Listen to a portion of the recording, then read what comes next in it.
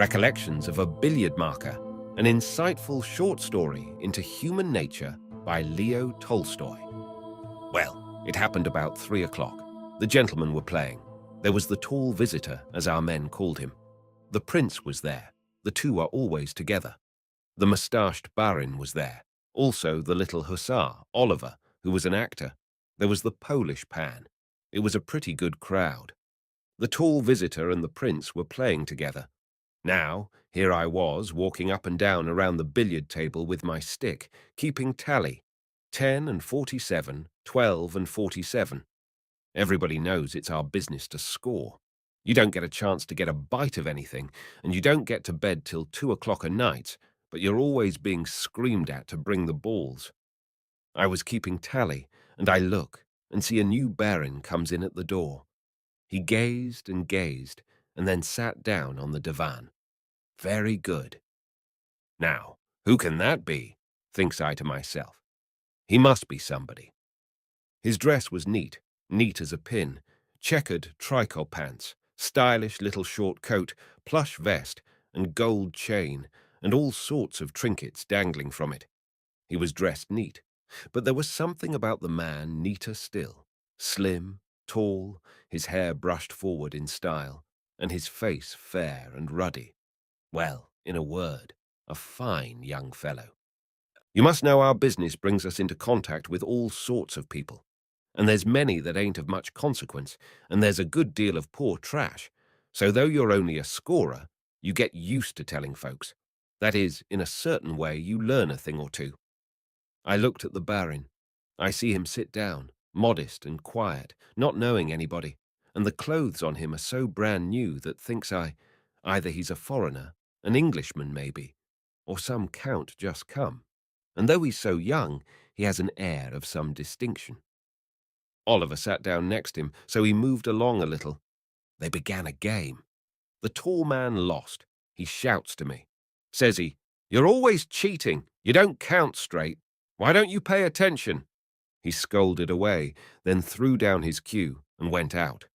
Now, just look here. Evenings, he and the prince plays for 50 silver roubles a game, and here he only lost a bottle of Macon wine and got mad. That's the kind of a character he is. Another time he and the prince plays till 2 o'clock. They don't bank down any cash, and so I know neither of them's got any cash, but they are simply playing a bluff game. "I'll go you 25 roubles, says he. "All right." Just yawning, and not even stopping to place the ball. You see, he was not made of stone. Now just notice what he said. "We are playing for money," says he, "and not for chips." But this man puzzled me worse than all the rest. Well then, when the big man left, the prince says to the stranger, "Wouldn't you like," says he, "to play a game with me?" "With pleasure," says he. He sat there and looked rather foolish. Indeed, he did. He may have been courageous in reality, but at all events he got up, went over to the billiard table, and did not seem flustered as yet. But whether he was flustered or not, you couldn't help seeing that he was not quite at his ease. Either his clothes were a little too new, or he was embarrassed because everybody was looking at him. At any rate, he seemed to have no energy. He sort of sidled up to the table, caught his pocket on the edge, began to chalk his cue, dropped his chalk. Whenever he hit the ball, he always glanced around and reddened. Not so the prince. He was used to it. He chalked and chalked his hand, tucked up his sleeve. He goes and sits down when he pockets the ball, even though he is such a little man. They played 2 or 3 games. Then I notice the prince puts up the cue and says, "Would you mind telling me your name?" "Nekhludoff," says he. Says the prince, "Was your father commander in the Corps of Cadets?" "Yes," says the other. Then they began to talk in French, and I could not understand them. I suppose they were talking about family affairs. "Au revoir," says the prince. "I am very glad to have made your acquaintance." He washed his hands and went to get a lunch, but the other stood by the billiard table with his cue and was knocking the balls about. It's our business, you know, when a new man comes along, to be rather sharp. It's the best way. I took the balls and went to put them up. He reddened and says, Can't I play any longer? Certainly you can, says I. That's what billiards is for. But I don't pay any attention to him. I straighten the cues. Will you play with me? Certainly, sir, says I. I place the balls. Shall we play for odds? What do you mean, play for odds? Well, says I, you give me a half ruble, and I crawl under the table. Of course, as he had never seen that sort of thing, it seemed strange to him. He laughed. Go ahead, says he. Very well, says I, only you must give me odds. What? Says he. Are you a worse player than I am? Most likely, says I. We have few players who can be compared with you. We began to play. He certainly had the idea that he was a crack shot. It was a caution to see him shoot. But the Pole sat there and kept shouting out every time, Ah, what a chance! Ah, what a shot! But what a man he was! His ideas were good enough, but he didn't know how to carry them out. Well, as usual, I lost the first game, crawled under the table, and grunted. Thereupon Oliver and the Pole jumped down from their seats and applauded, thumping with their cues. Splendid! Do it again, they cried. Once more. Well enough to cry, once more, especially for the Pole. That fellow would have been glad enough to crawl under the billiard table, or even under the blue bridge, for a half ruble. Yet he was the first to cry, Splendid! But you haven't wiped off all the dust yet. I, Petrushka the marker, was pretty well known to everybody. Only, of course, I did not care to show my hand yet. I lost my second game. It does not become me at all to play with you, sir, says I. He laughed. Then, as I was playing the third game, he stood 49 and I nothing.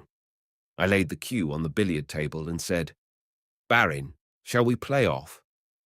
What do you mean by playing off? Says he. How would you have it? You make it 3 rubles or nothing, says I. Why, says he, have I been playing with you for money? The fool. He turned rather red. Very good. He lost the game.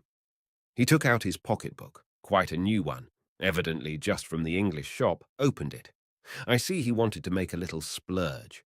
It was stuffed full of bills, nothing but 100-ruble notes. No, says he, there's no small stuff here. He took 3 rubles from his purse. There, says he, there's your 2 rubles. The other pays for the games, and you keep the rest for vodka. Thank you, sir, most kindly. I see that he is a splendid fellow. For such a one, I would crawl under anything. For one thing, it's a pity that he won't play for money. For then, thinks I should know how to work him for 20 rubles, and maybe I could stretch it out to 40. As soon as the Pole saw the young baron's money, he says, Wouldn't you like to try a little game with me? You play so admirably. Such sharpers prowl around. No, says he. Excuse me, I have not the time. And he went out. I don't know who that man was, that Pole. Someone called him Pan, and it stuck to him. Every day he used to sit in the billiard room and always look on. He was no longer allowed to take a hand in any game whatever, but he always sat by himself and got out his pipe and smoked. But then he could play well. Very good. Nekhlyudov came a second time, a third time. He began to come frequently. He would come morning and evening. He learned to play French carom and pyramid pool, everything, in fact. He became less bashful, got acquainted with everybody, and played tolerably well.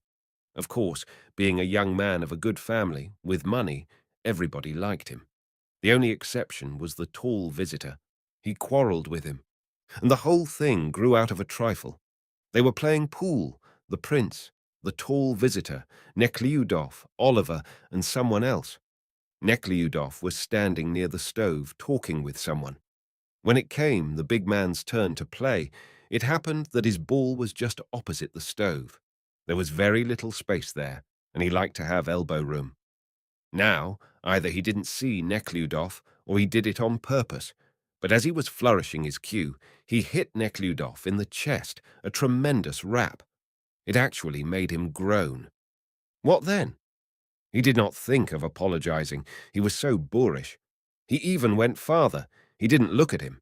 He walks off, grumbling, "Who's jostling me there? It made me miss my shot. Why can't we have some room?" Then the other went up to him, pale as a sheet, but quite self-possessed, and says so politely. "You ought first, sir, to apologize. You struck me," says he. "Catch me apologizing now. I should have won the game," says he, "but now you have spoiled it for me." Then the other one says, "You ought to apologize." "Get out of my way. I insist upon it. I won't." And he turned away to look after his ball. Nekhludoff went up to him and took him by the arm. "You're a bore," says he, "my dear sir." Though he was a slender young fellow, almost like a girl, still he was all ready for a quarrel. His eyes flashed fire. He looked as if he could eat him alive. The big guest was a strong, tremendous fellow, no match for Nekhludoff. "What?" says he. "You call me a boor?" Yelling out these words, he raises his hand to strike him. Then everybody there rushed up and seized them both by the arms and separated them.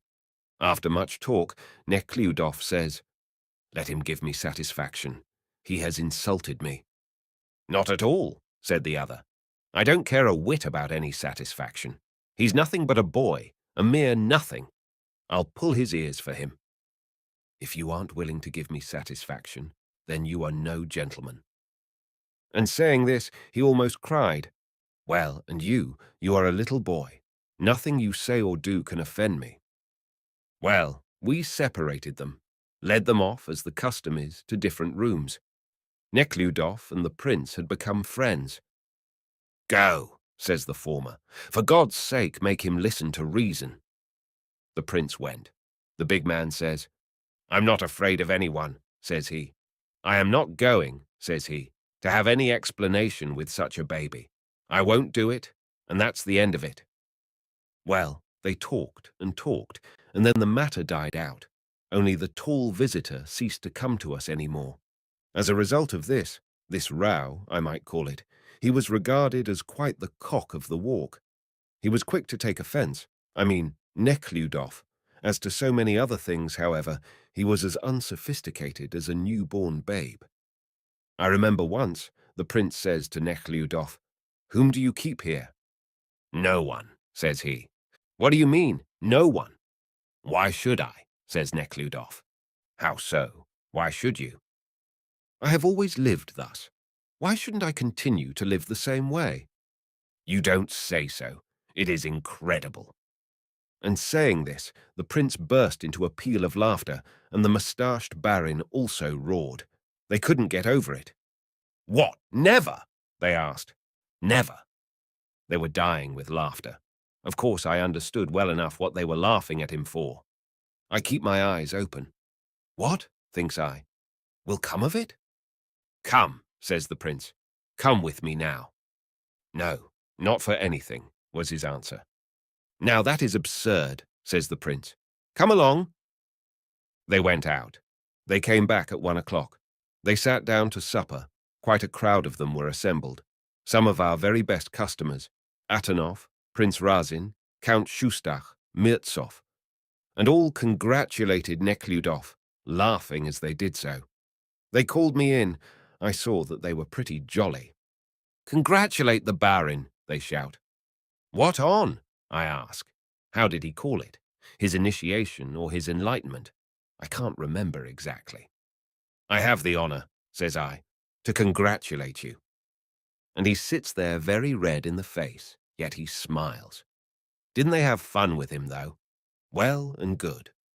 They went afterwards to the billiard room, all very gay, and Nekhludoff went up to the billiard table, leaned on his elbow and said, "It's amusing to you, gentlemen," says he, "but it's sad for me."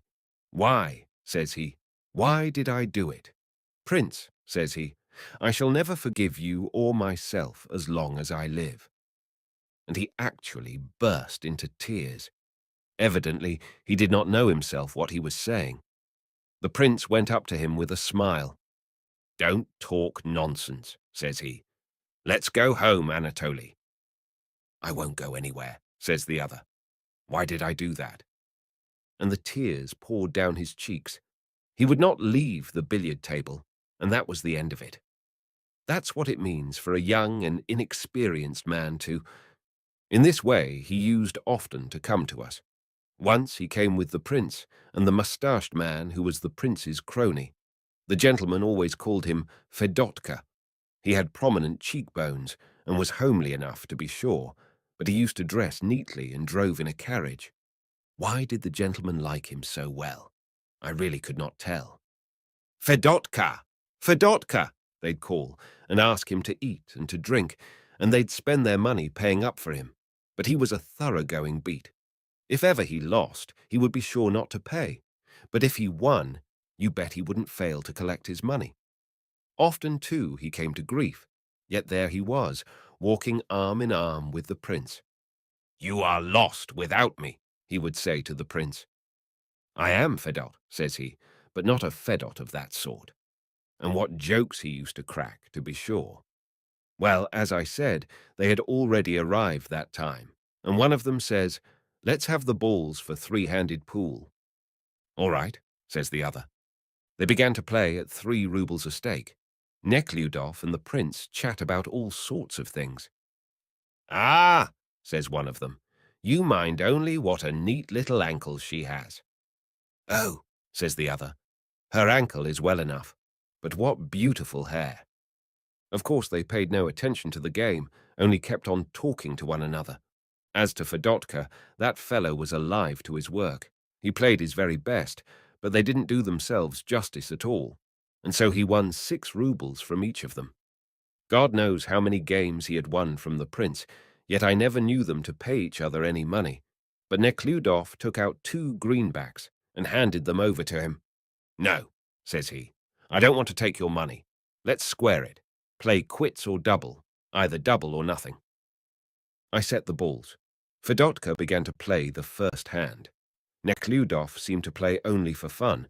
Sometimes he would come very near winning a game, yet just fail of it. Says he, "It would be too easy a move. I won't have it so."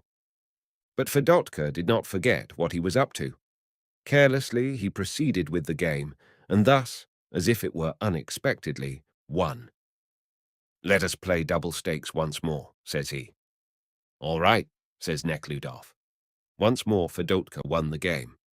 "Well," says he, "it began with a mere trifle. I don't wish to win much from you. Shall we make it once more or nothing?"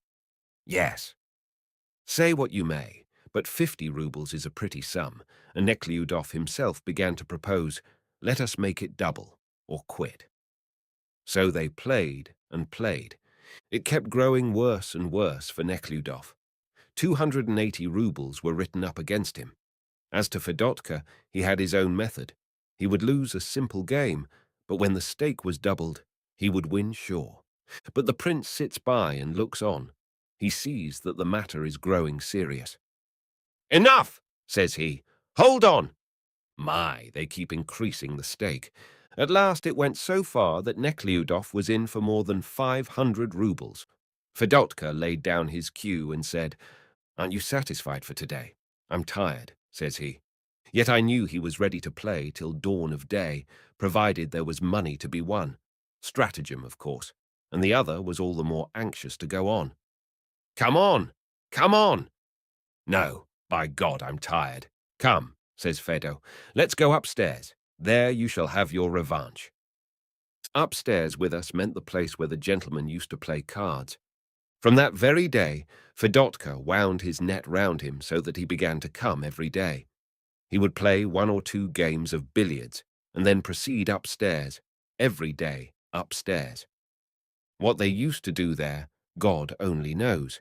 But it is a fact that from that time he began to be an entirely different kind of man, and seemed hand in glove with Fedotka. Formerly he used to be stylish, neat in his dress, with his hair slightly curled even. But now it would be only in the morning that he would be anything like himself. But as soon as he had paid his visit upstairs, he would not be at all like himself. Once he came down from upstairs with the prince, pale, his lips trembling, and talking excitedly. "I cannot permit such a one as he is," says he, "to say that I am not." How did he express himself?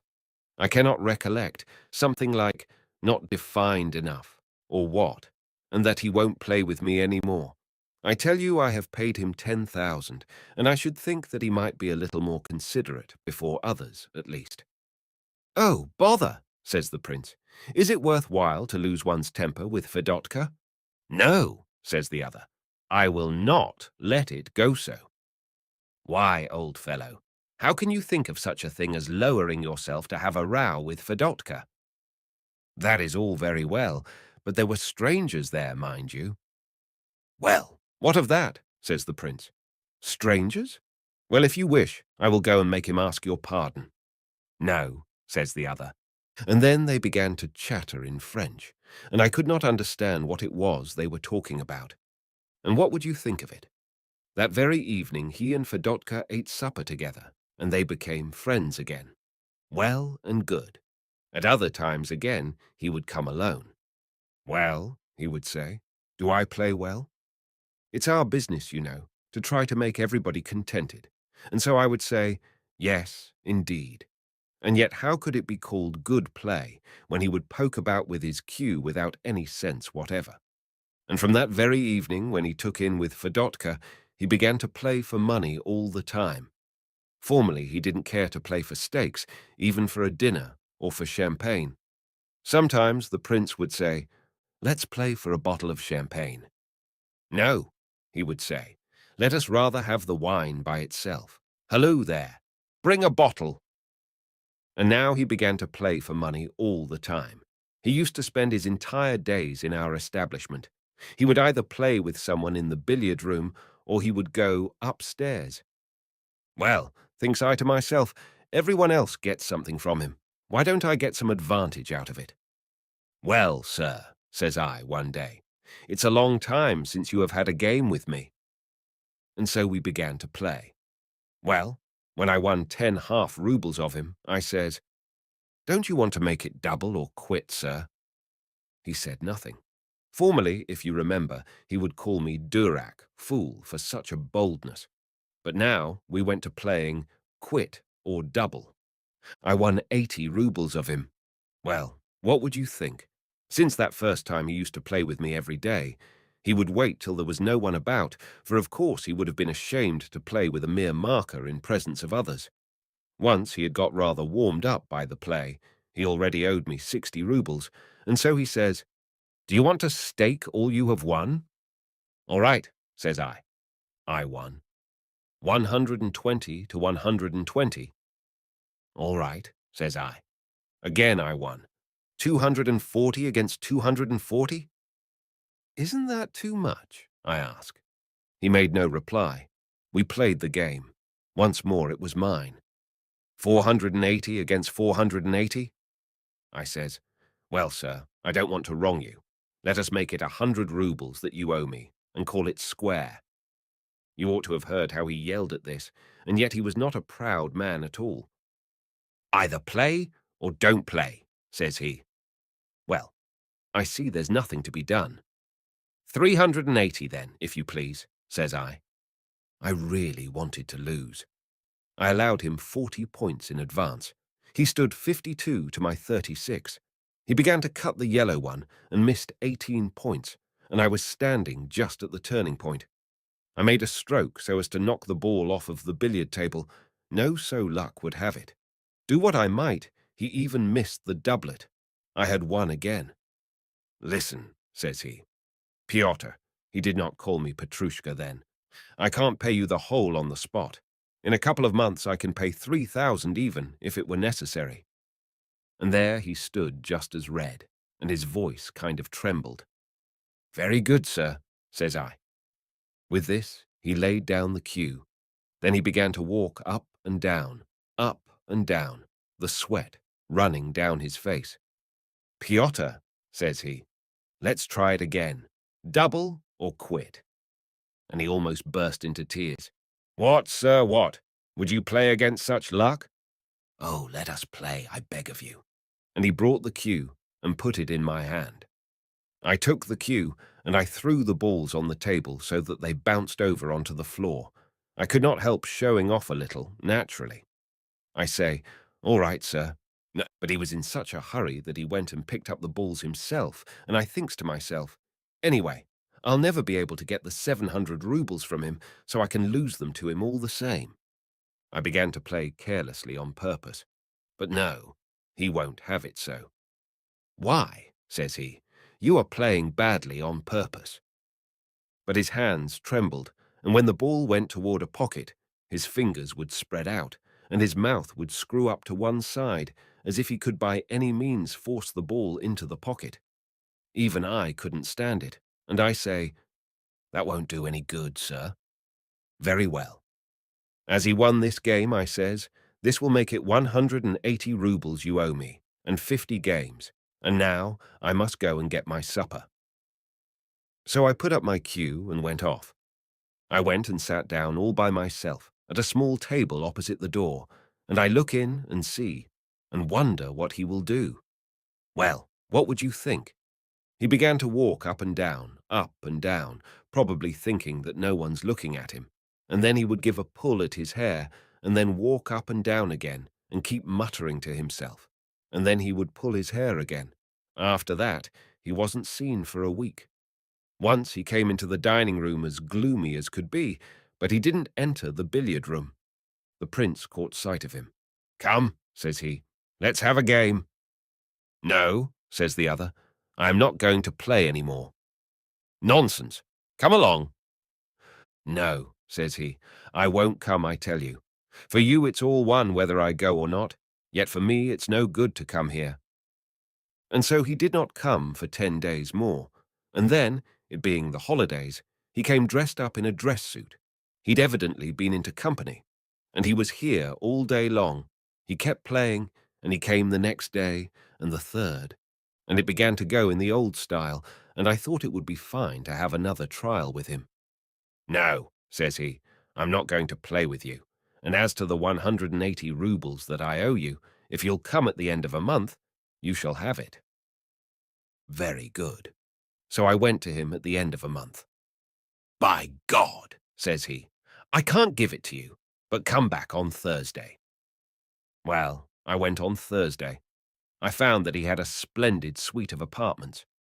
Well, says I, is he at home? He hasn't got up yet, I was told. Very good. I will wait. For a body servant, he had one of his own serfs, such a grey-haired old man.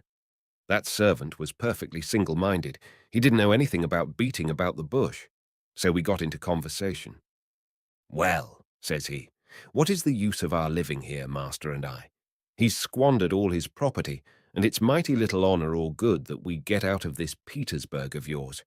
When he started from the country, he thought it would be as it was with the last baron, the kingdom of heaven be his. I shall go about with princes and counts and generals.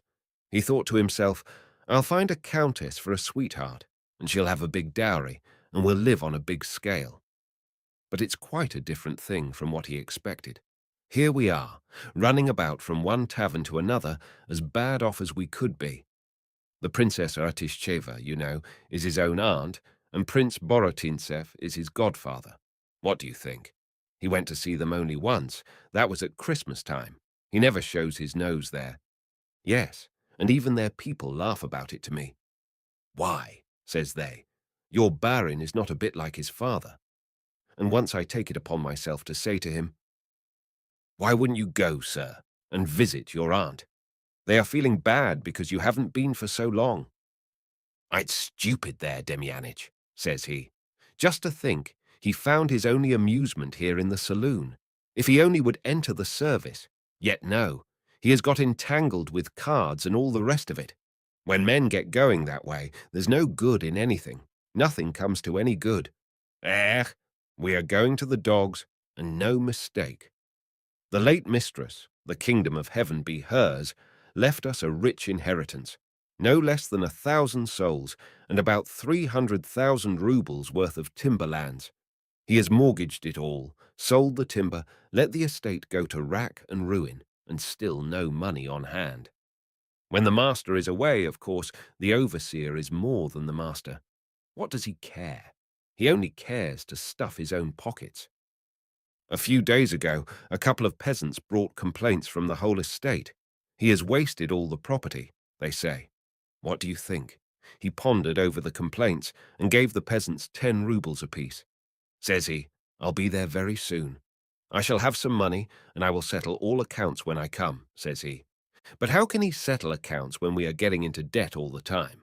Money or no money, yet the winter here has cost 80,000 rubles, and now there isn't a silver ruble in the house, and allowing to his kind-heartedness. You see, he's such a simple baron that it would be hard to find his equal. That's the very reason that he's going to ruin. Going to ruin, all for nothing. And the old man almost wept. Nekhludoff woke up about 11 and called me in. They haven't sent me any money yet, says he. But it isn't my fault. Shut the door, says he. I shut the door. Here, says he, take my watch or this diamond pin and pawn it. They will give you more than 180 rubles for it, and when I get my money I will redeem it, says he. No matter, sir, says I. If you don't happen to have any money, it's no consequence. Let me have the watch, if you don't mind. I can wait for your convenience. I can see that the watch is worth more than 300. Very good. I pawned the watch for 100 rubles and carried him the ticket. All will owe me 80 rubles, says I, and you had better redeem the watch. And so it happened that he still owed me 80 rubles. After that, he began to come to us again every day. I don't know how matters stood between him and the prince, but at all events he kept coming with him all the time, or else they would go and play cards upstairs with Fedotka. And what queer accounts those 3 men kept between them. This one would lend money to the other to the third, yet who it was that owed the money you never could find out. And in this way he kept on coming our way for well nigh 2 years, only it was to be plainly seen that he was a changed man, such a devil-may-care manner he assumed at times. He even went so far at times as to borrow a ruble of me to pay a hack driver, and yet he would still play with the prince for 100 rubles stake. He grew gloomy, thin, sallow. As soon as he came, he used to order a little glass of absinthe, take a bite of something, and drink some port wine, and then he would grow more lively. He came one time before dinner. It happened to be carnival time, and he began to play with a hussar. Says he, do you want to play for a stake? Very well, says he. What shall it be? A bottle of Claude Vougeot? What do you say? All right. Very good. The hussar won, and they went off for their dinner. They sat down at table, and then Nekhludoff says, Simon, a bottle of Claude Vougeot, and see that you warm it to the proper point. Simon went out, brought in the dinner, but no wine. Well, says he, where's the wine? Simon hurried out, brought in the roast. Let us have the wine, says he. Simon makes no reply. What's got into you? Here we've almost finished dinner, and no wine. Who wants to drink with dessert? Simon hurried out. The landlord, says he, wants to speak to you. Nekhludoff turned scarlet. He sprang up from the table. What's the need of calling me? The landlord is standing at the door. Says he, I can't trust you any more unless you settle my little bill. Well, didn't I tell you that I would pay the first of the month? That will be all very well, says the landlord, but I can't be all the time giving credit and having no settlement. There are more than 10,000 rubles of debts outstanding now, says he. Well, that'll do, monsieur. You know that you can trust me. Send the bottle, and I assure you that I will pay you very soon. And he hurried back. What was it? Why did they call you out? Asked the hussar. Oh, someone wanted to ask me a question. Now it would be a good time, says the hussar, to have a little warm wine to drink. Simon, hurry up! Simon came back, but still no wine, nothing. Too bad. He left the table and came to me. For God's sake, says he, Petrushka, let me have 6 rubles. He was pale as a sheet. No, sir, says I.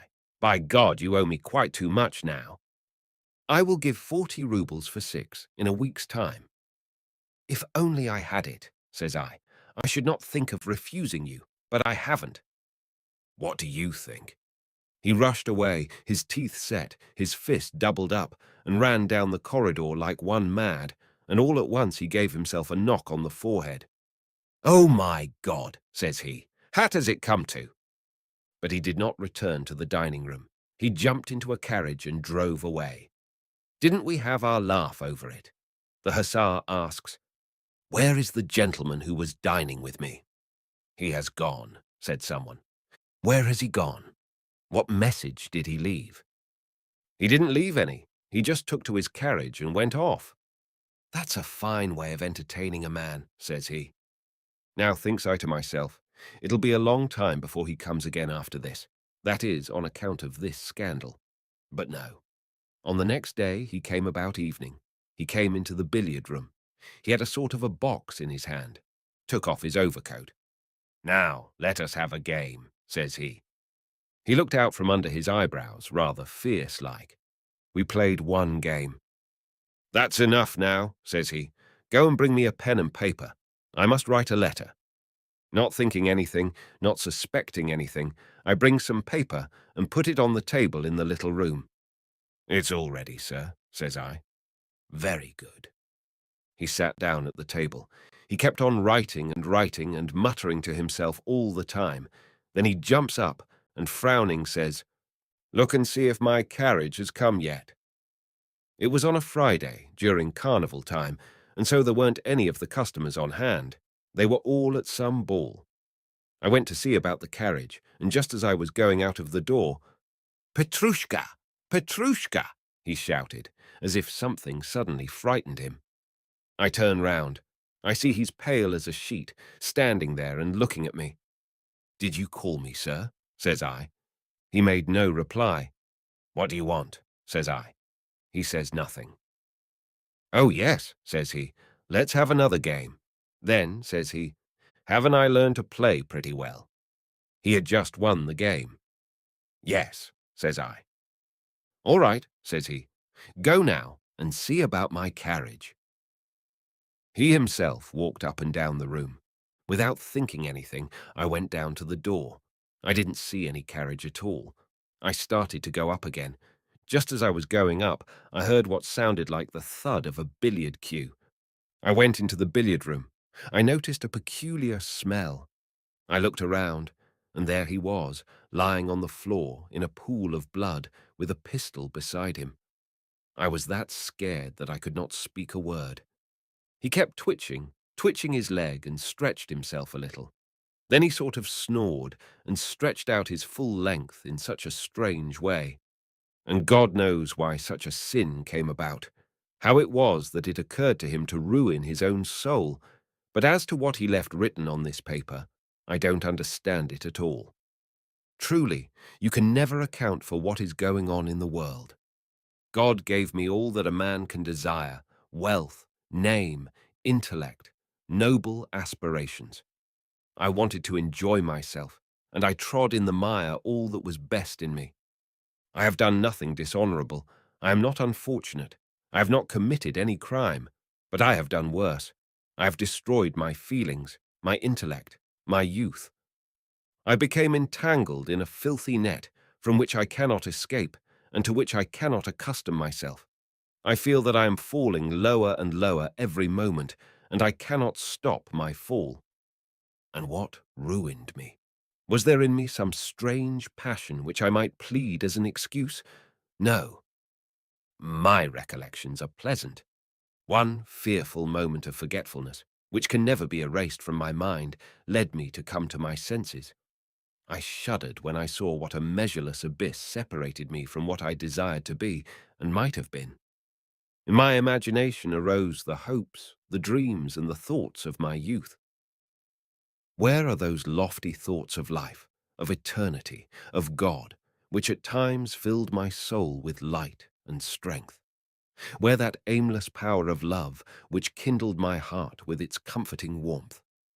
But how good and happy I might have been had I trodden that path which, at the very entrance of life, was pointed out to me by my fresh mind and true feelings. More than once did I try to go from the ruts in which my life ran into that sacred path. I said to myself, Now I will use my whole strength of will, and yet I could not do it. When I happened to be alone, I felt awkward and timid. When I was with others, I no longer heard the inward voice, and I fell all the time lower and lower. At last I came to a terrible conviction that it was impossible for me to lift myself from this low plane. I ceased to think about it, and I wished to forget all, but hopeless repentance worried me still more and more. Then, for the first time, the thought of suicide occurred to me. I once thought that the nearness of death would rouse my soul. I was mistaken.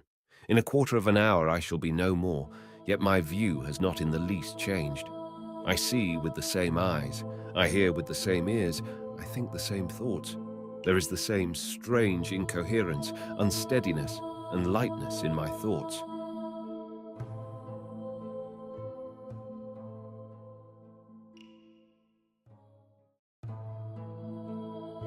There are no guilty people. Leo Tolstoy. 1. Mine is a strange and wonderful lot. The chances are that there is not a single wretched beggar suffering under the luxury and oppression of the rich who feels anything like as keenly as I do either the injustice, the cruelty, and the horror of their oppression of and contempt for the poor, or the grinding humiliation and misery which befall the great majority of the workers, the real producers of all that makes life possible. I have felt this for a long time, and as the years have passed by, the feeling has grown and grown until recently it reached its climax. Although I feel all this so vividly, I still live on amid the depravity and sins of rich society, and I cannot leave it, because I have neither the knowledge nor the strength to do so. I cannot. I do not know how to change my life so that my physical needs, food, sleep, clothing, my going to and fro, may be satisfied without a sense of shame and wrongdoing in the position which I fill. There was a time when I tried to change my position, which was not in harmony with my conscience, but the conditions created by the past, by my family and its claims upon me, were so complicated that they would not let me out of their grasp, or rather, I did not know how to free myself. I had not the strength. Now that I am over 80 and have become feeble, I have given up trying to free myself. And strange to say, as my feebleness increases, I realize more and more strongly the wrongfulness of my position, and it grows more and more intolerable to me. It has occurred to me that I do not occupy this position for nothing, that Providence intended that I should lay bare the truth of my feelings, so that I might atone for all that causes my suffering, and might perhaps open the eyes of those, or at least of some of those, who are still blind to what I see so clearly, and thus might lighten the burden of that vast majority who, under existing conditions, are subjected to bodily and spiritual suffering by those who deceive them, and also deceive themselves. Indeed, it may be that the position which I occupy gives me special facilities for revealing the artificial and criminal relations which exist between men, for telling the whole truth in regard to that position without confusing the issue by attempting to vindicate myself, and without rousing the envy of the rich and feelings of oppression in the hearts of the poor and downtrodden. I am so placed that I not only have no desire to vindicate myself, but, on the contrary, I find it necessary to make an effort lest I should exaggerate the wickedness of the great among whom I live, of whose society I am ashamed, whose attitude towards their fellow men I detest with my whole soul, though I find it impossible to separate my lot from theirs. But I must also avoid the error of those democrats and others who, in defending the oppressed and the enslaved, do not see their failings and mistakes, and who do not make sufficient allowance for the difficulties created, the mistakes inherited from the past, which in a degree lessens the responsibility of the upper classes. Free from desire for self-vindication, free from fear of an emancipated people, free from that envy and hatred which the oppressed feel for their oppressors, I am in the best possible position to see the truth and to tell it. Perhaps that is why Providence placed me in such a position. I will do my best to turn it to account. 2. Alexander Ivanovich Volgin, a bachelor and a clerk in a Moscow bank at a salary of 8,000 rubles a year, a man much respected in his own set, was staying in a country house.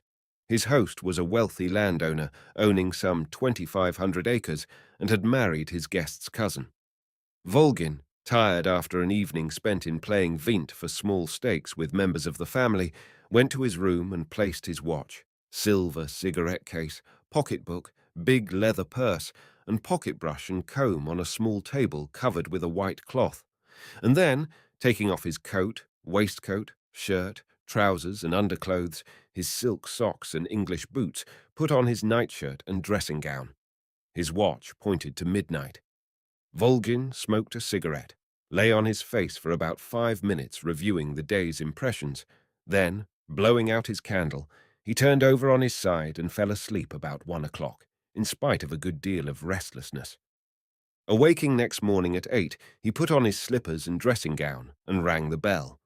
The old butler, Stephen, the father of a family and the grandfather of 6 grandchildren who had served in that house for 30 years, entered the room hurriedly, with bent legs, carrying in the newly blackened boots which Volgin had taken off the night before, a well-brushed suit, and a clean shirt. The guest thanked him, and then asked what the weather was like. The blinds were drawn so that the sun should not prevent anyone from sleeping till 11 o'clock if he were so inclined, and whether his hosts had slept well. He glanced at his watch. It was still early, and began to wash and dress. His water was ready, and everything on the washing stand and dressing table was ready for use and properly laid out. His soap, his tooth and hairbrushes, his nail scissors and files. He washed his hands and face in a leisurely fashion, cleaned and manicured his nails, pushed back the skin with the towel, and sponged his stout white body from head to foot. Then he began to brush his hair. Standing in front of the mirror, he first brushed his curly beard, which was beginning to turn grey, with 2 English brushes, parting it down the middle. Then he combed his hair, which was already showing signs of getting thin, with a large tortoise-shell comb. Putting on his underlinen, his socks, his boots, his trousers, which were held up by elegant braces, and his waistcoat, he sat down coatless in an easy chair to rest after dressing, lit a cigarette, and began to think where he should go for a walk that morning. To the park or to Littleport's. What a funny name for a wood. He thought he would go to Littleport's. Then he must answer Simon Nikolaevitch's letter, but there was time enough for that. Getting up with an air of resolution, he took out his watch. It was already 5 minutes to 9. He put his watch into his waistcoat pocket, and his purse, with all that was left of the 180 rubles he had taken for his journey and for the incidental expenses of his fortnight's stay with his cousin. And then he placed into his trouser pocket his cigarette case and electric cigarette lighter and 2 clean handkerchiefs into his coat pockets, and went out of the room, leaving as usual the mess and confusion which he had made to be cleared up by Stephen, an old man of over 50.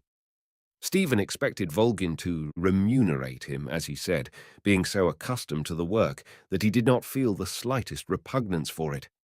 Glancing at a mirror and feeling satisfied with his appearance, Volgin went into the dining room. There, thanks to the efforts of the housekeeper, the footman, and under-butler, the latter had risen at dawn in order to run home to sharpen his son's scythe, breakfast was ready. On a spotless white cloth stood a boiling, shiny silver samovar, at least it looked like silver, a coffee pot, hot milk, cream, butter, and all sorts of fancy white bread and biscuits. The only persons at table were the second son of the house, his tutor, a student, and the secretary. The host, who was an active member of the Zemstvo and a great farmer, had already left the house, having gone at 8 o'clock to attend to his work.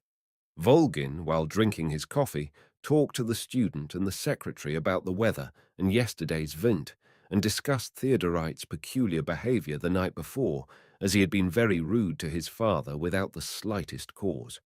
Theodorite was the grown-up son of the house, and a ne'er-do-well. His name was Theodore, but someone had once called him Theodorite, either as a joke or to tease him, and, as it seemed funny, the name stuck to him. although his doings were no longer in the least amusing. So it was now. He had been to the university, but left it in his second year and joined a regiment of horse guards. But he gave that up also and was now living in the country, doing nothing, finding fault and feeling discontented with everything. Theodorite was still in bed. So were the other members of the household. Anna Mikhailovna, its mistress, her sister, the widow of a general, and a landscape painter who lived with the family. Volgin took his Panama hat from the hall table, it had cost 20 rubles, and his cane with its carved ivory handle, and went out. Crossing the veranda, gay with flowers, he walked through the flower garden, in the centre of which was a raised round bed, with rings of red, white, and blue flowers, and the initials of the mistress of the house done in carpet bedding in the centre. Leaving the flower garden, Volgin entered the avenue of lime trees, hundreds of years old, which peasant girls were tidying and sweeping with spades and brooms. The gardener was busy measuring, and a boy was bringing something in a cart.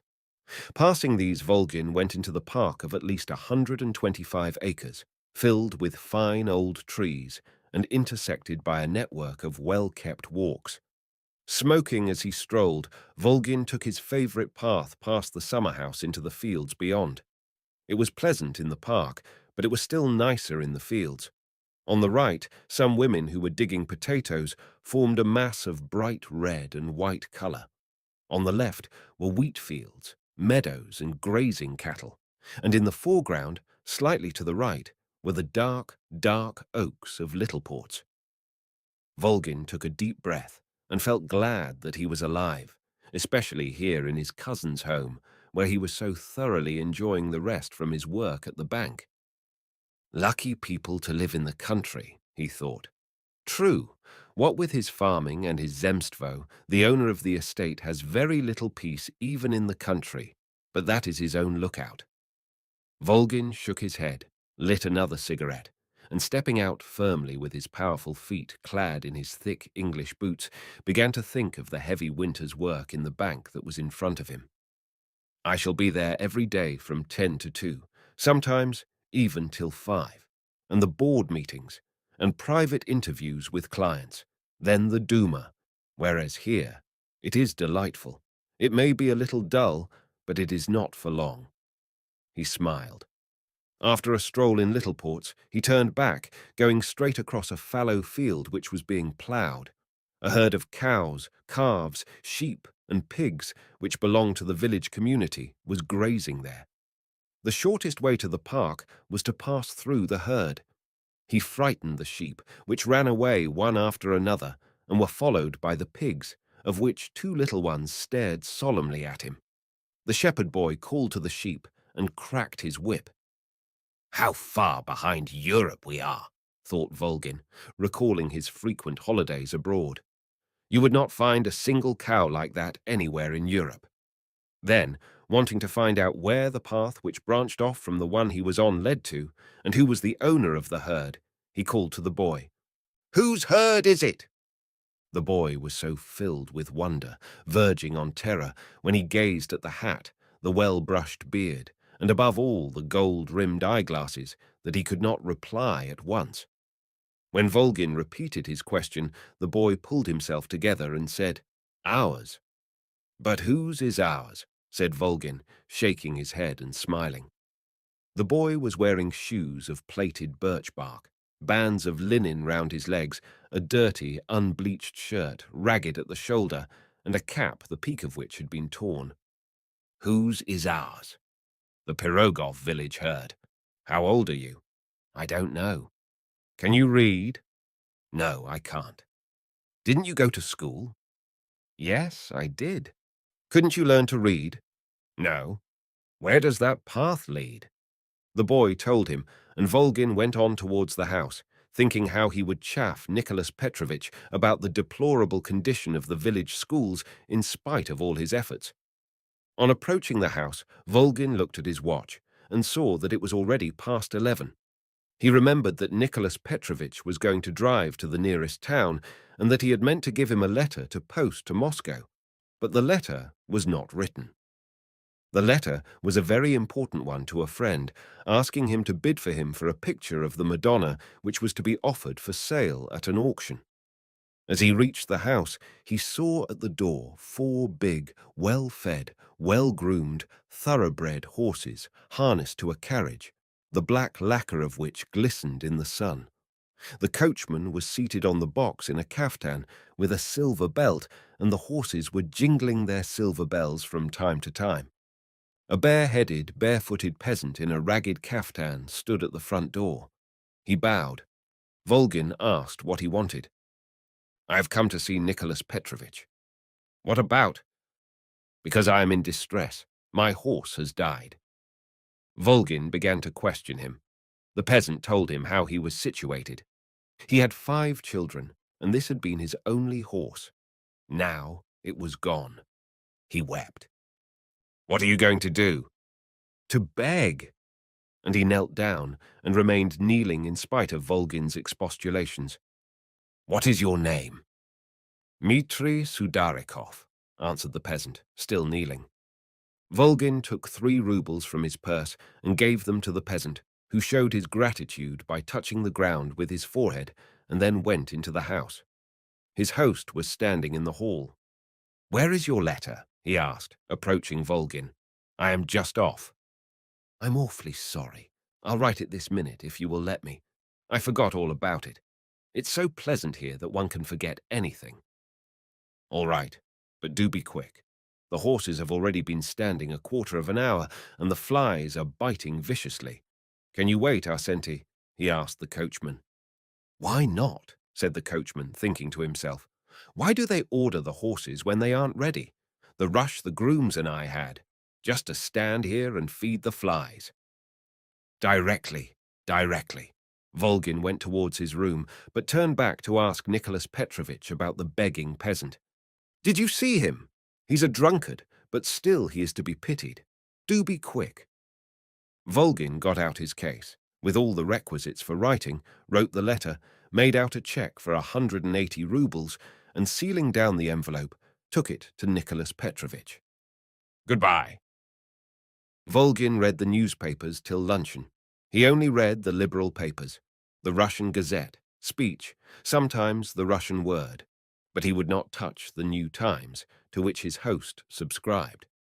While he was scanning at his ease the political news, the Tsar's doings, the doings of president and ministers and decisions in the Duma, and was just about to pass on to the general news, theatres, science, murders and cholera, he heard the luncheon bell ring. Thanks to the efforts of upwards of 10 human beings, counting laundresses, gardeners, cooks, kitchen maids, butlers and footmen, the table was sumptuously laid for 8, with silver water jugs, decanters, kvass, wine, mineral waters, cut glass, and fine table linen, while 2 men servants were continually hurrying to and fro, bringing in and serving, and then clearing away the hors d'oeuvre and the various hot and cold courses. The hostess talked incessantly about everything that she had been doing, thinking and saying, and she evidently considered that everything that she thought, said, or did was perfect, and that it would please everyone except those who were fools. Volgin felt and knew that everything she said was stupid, but it would never do to let it be seen, and so he kept up the conversation. Theodorite was glum and silent. The student occasionally exchanged a few words with the widow. Now and again there was a pause in the conversation, and then Theodorite interposed, and everyone became miserably depressed. At such moments the hostess ordered some dish that had not been served, and the footman hurried off to the kitchen or to the housekeeper and hurried back again. Nobody felt inclined either to talk or to eat, but they all forced themselves to eat and to talk, and so luncheon went on. The peasant who had been begging because his horse had died was named Dmitri Sudarikov. He had spent the whole day before he went to the squire over his dead horse. First of all, he went to the knacker, Sanin, who lived in a village near. The knacker was out, but he waited for him, and it was dinner time when he had finished bargaining over the price of the skin. Then he borrowed a neighbour's horse to take his own to a field to be buried, as it is forbidden to bury dead animals near a village. Adrian would not lend his horse because he was getting in his potatoes, but Stephen took pity on Mitri and gave way to his persuasion. He even lent a hand in lifting the dead horse into the cart. Mitri tore off the shoes from the forelegs and gave them to his wife. One was broken, but the other one was whole. While he was digging the grave with a spade, which was very blunt, the knacker appeared and took off the skin, and the carcass was then thrown into the hole and covered up. Mitri felt tired and went into Matrena's hut, where he drank half a bottle of vodka with Sanin to console himself. Then he went home, quarrelled with his wife, and lay down to sleep on the hay. He did not undress, but slept just as he was, with a ragged coat for a coverlet. His wife was in the hut with the girls. There were 4 of them, and the youngest was only 5 weeks old. Mitri woke up before dawn as usual. He groaned as the memory of the day before broke in upon him, how the horse had struggled and then fallen down. Now there was no horse, and all he had was the price of the skin, 4 rubles and 80 kopecks. Getting up, he arranged the linen bands on his legs and went through the yard into the hut. His wife was putting straw into the stove with one hand. With the other, she was holding a baby girl to her breast, which was hanging out of her dirty chemise. Mitri crossed himself 3 times, turning towards the corner in which the icons hung, and repeated some utterly meaningless words, which he called prayers, to the Trinity and the Virgin, the Creed, and our Father. Isn't there any water? The girl's gone for it. I've got some tea. Will you go up to the squire? Yes, I'd better. The smoke from the stove made him cough. He took a rag off the wooden bench and went into the porch. The girl had just come back with the water. Mitri filled his mouth with water from the pail and squirted it out on his hands, took some more in his mouth to wash his face, dried himself with the rag, then parted and smoothed his curly hair with his fingers and went out. A little girl of about 10, with nothing on but a dirty shirt, came towards him. "Good morning, Uncle Mitri," she said. "You are to come and thrash." "All right, I'll come," replied Mitri. He understood that he was expected to return the help given the week before by Kumashkir, a man as poor as he was himself, when he was thrashing his own corn with a horse-driven machine. "Tell them I'll come. I'll come at lunchtime. I've got to go to Ugrumi." Mitri went back to the hut, and changing his birch-bark shoes and the linen bands on his legs, started off to see the squire. After he had got 3 rubles from Volgin and the same sum from Nicholas Petrovitch, he returned to his house, gave the money to his wife, and went to his neighbour's. The thrashing machine was humming, and the driver was shouting. The lean horses were going slowly round him, straining at their traces. The driver was shouting to them in a monotone, "Now there, my dears!" Some women were unbinding sheaves, others were raking up the scattered straw and ears, and others again were gathering great armfuls of corn and handing them to the men to feed the machine. The work was in full swing. In the kitchen garden, which Mitri had to pass, a girl, clad only in a long shirt, was digging potatoes, which she put into a basket. "Where's your grandfather?" asked Mitri. "He's in the barn."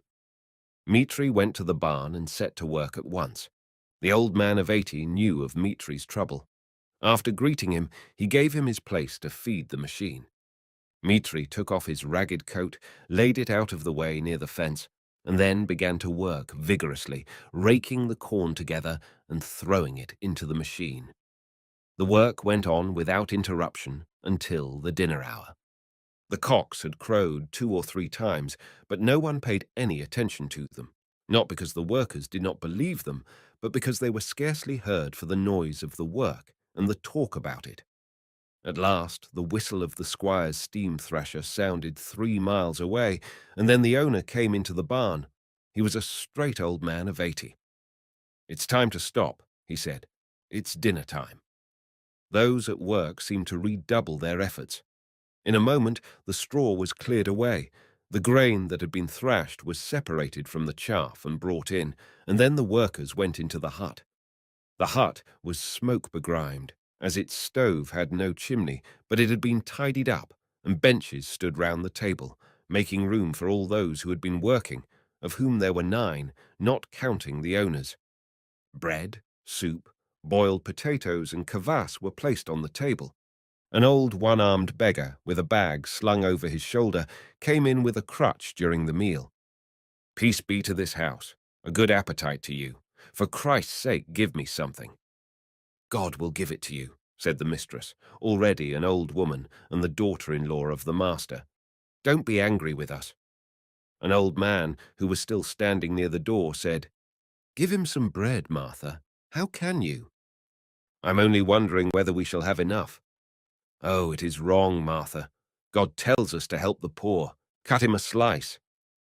Martha obeyed. The beggar went away. The man in charge of the thrashing machine got up, said Grace, thanked his hosts, and went away to rest.